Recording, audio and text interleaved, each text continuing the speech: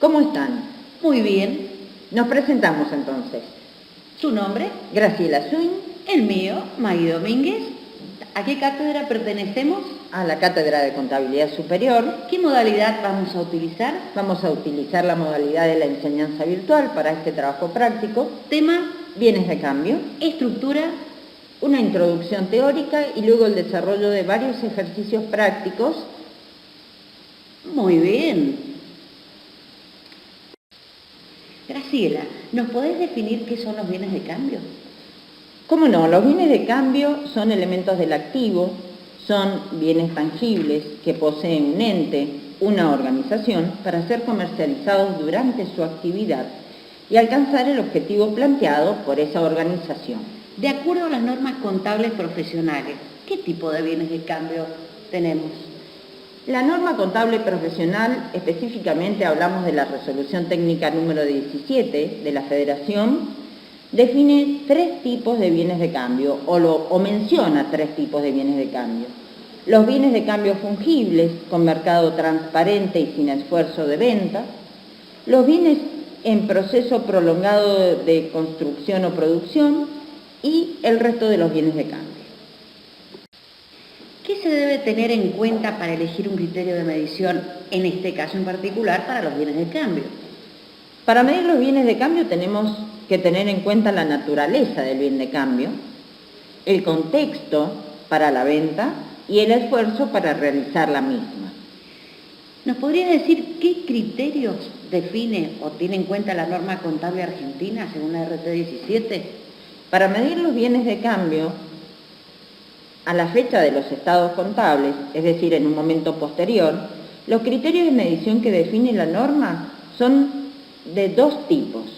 En primer lugar, valores corrientes de entrada, valores corrientes de salida. De entrada, por ejemplo, el costo de reposición o el costo de reproducción, valores corrientes de salida como valor neto de realización, valor neto de realización proporcionado al avance de obra. Y en segundo lugar, un criterio de medición histórico. Hasta acá les hemos presentado los distintos tipos de bienes y los distintos criterios de medición. ¿Les parece que ahora ensamblemos unos con otros? ¿Cómo lo ves, Graciela? Bien, empecemos entonces. Vamos a comenzar con el primer tipo de bien que vimos, que eran los bienes de cambio fungibles, con mercado transparente y sin esfuerzo para la venta, cuyo criterio de medición asociado es valor neto de realización. Recuerdan ustedes que el valor neto de realización es un valor corriente de salida que se toma a la fecha de la medición y que ustedes ya analizaron cómo se determinaba el mismo en las primeras clases del desarrollo de la materia. Bueno, ¿qué te parece, Graciela, si le complicamos un poquito más la vida? Me parece. Te dejo. Bien, vamos a ver entonces ahora el segundo tipo de bien de cambio que habíamos mencionado, que eran los bienes en proceso prolongado de construcción o producción. Saben ustedes que este tipo de bienes de cambio requieren esfuerzo para la venta, entonces su mercado no es tan accesible, por lo tanto su criterio de medición debería ser un valor corriente, pero de entrada. Pero si se dan las condiciones que se mencionan en el cuadro de la derecha que ustedes están viendo, que el ente tenga capacidad financiera para terminar esta obra o esta producción que es prolongada en el tiempo, existe un contrato que asegura la venta, anticipos sobre el bien que fijan precio y seguridad en la concreción de la ganancia, entonces el criterio de medición para este tipo de bienes no va a ser ya un valor corriente de entrada, sino un valor corriente de salida, valor neto de realización, valor neto de realización proporcionado al avance de obra. Hay que tener en cuenta que estas condiciones del cuadrito de la derecha que ustedes están viendo deben cumplirse todas para que pueda quedar medido un valor corriente de salida. Nos está quedando el último tipo de bien y criterio de medición. Si ustedes observan, dice resto de los bienes. Graciela, ¿te parece que primero les digamos qué significa resto de los bienes y luego qué criterios de medición se aplican? Bien, el resto de los bienes a los que nos estamos refiriendo son aquellos que no mencionamos anteriormente, es decir, no son bienes de cambio fungibles con mercado transparente y sin esfuerzo, ni bienes en proceso prolongado de construcción o producción. Es el resto de los bienes. Por ejemplo, bienes de cambio terminados, bienes de cambio en proceso de producción breve, materias primas o cualquier otro insumo que podamos utilizar en la producción de un bien. Esos bienes, por naturaleza, deberán quedar medidos a un criterio de medición corriente de entrada, porque no es fácil su comercialización, no existe un mercado al que puedan acceder rápidamente, necesitan esfuerzo. Sin embargo, si sobre estos bienes se cumple que existan anticipos que fijen precio, un contrato que asegure la venta de los mismos y la concreción de la ganancia esté asegurada, el criterio de medición seguirá siendo corriente, pero ahora será un criterio de medición corriente de salida, que es entonces el valor neto de realización. Debemos tener en cuenta de todos modos que si fuese impracticable la medición a valores corrientes tanto de entrada como de salida, la medición de estos tipos de bienes va a ser la del costo original, es decir, costo histórico. A continuación vamos a hacer aplicaciones prácticas sobre lo que hemos visto en las presentaciones anteriores. Bien, ¿a qué se refiere entonces, Maggie, la primera aplicación práctica? Vamos a hablar de los bienes de cambio sobre los que se hayan recibido anticipos.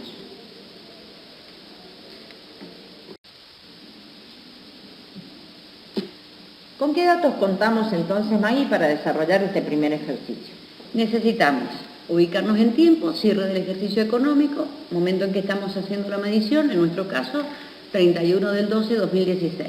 Definir el producto, en nuestro caso es un bien de cambio en general, que por su naturaleza queda evaluado por un valor corriente de entrada.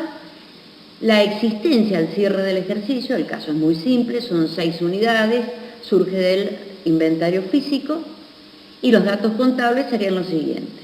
Saldo de la cuenta mercadería, pesos 18.456, cada unidad 3.076. Saldo de la cuenta anticipo de clientes, 1.000 pesos recibidos el 25 del 12 de 2016. Y observen ustedes cómo se dan las condiciones que Graciela recién les estuvo remarcando. Fija el precio de cada unidad en 4.000 pesos, se suscribe un contrato que asegura la concreción de la venta y de la ganancia. ¿Qué más necesitamos saber? El costo de reposición de contado al cierre del ejercicio, 3.230, precio de venta de contado, pesos 4.260, ojo que este no nos va a servir para el bien que fija precio, y finalmente los costos ocasionados por la venta, que es el 4%. Bien, Maggie, entonces, ¿cómo vamos a realizar la medición de estas 6 heladeras? Vamos a empezar por medir las 5 heladeras que corresponde a su valor de reposición. Perfecto, veamos.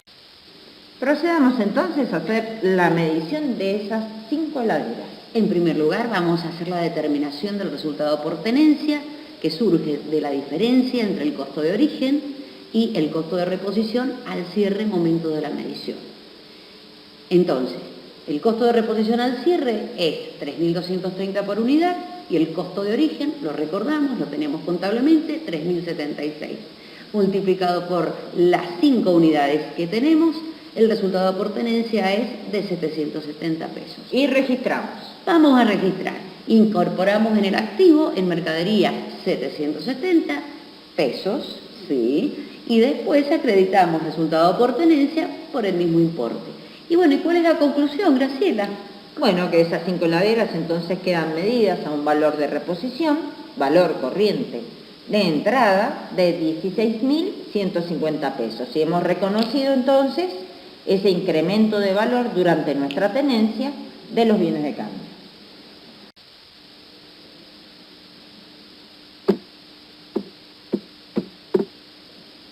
¿Y la heladera qué queda entonces?